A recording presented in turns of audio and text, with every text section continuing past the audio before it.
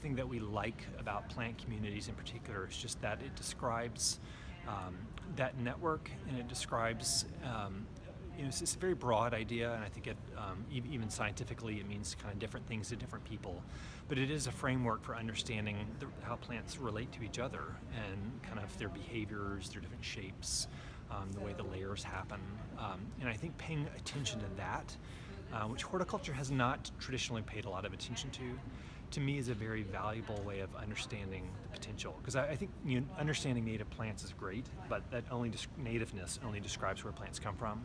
It doesn't always describe how they behave and what they do. So adding to that idea of nativeness, which is important, kind of all these functional relationships, I think makes a big difference. Ecologically, it's really about thinking about plants in a new and different way. But the second benefit to me is spiritual. I mean, I think the evocative power of plants arranged in ways as they grow naturally becomes even more poetic and meaningful to people as we urbanize, and so I think there's a great advantage of that as well. It's really about taking the best of horticulture, aesthetics and design, plant selection, and applying that with some ecological thinking,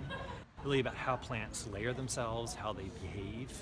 how they grow in these social networks. So taking a few principles of kind of that world to help us create better combinations, but then also kind of designing those upper layers so that it looks,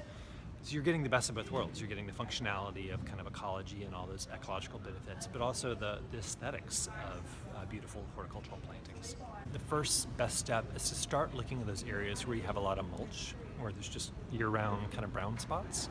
and look at those as places and think about what you could plant in the place of the mulch.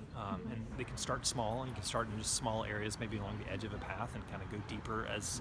you want to do that, and replace them with kind of low ground covers, a lot of good native ones like sedges or rhizomatous spreading plants. Gardeners have the advantage of being able to divide and spread, so you can plant in little islands if you have a big area and don't have the money to do it all at once.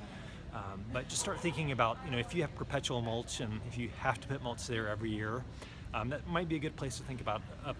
what plant could go there instead. The Chicago area has a wealth of resources with this idea of design plant communities, because you have things like the Lurie Garden,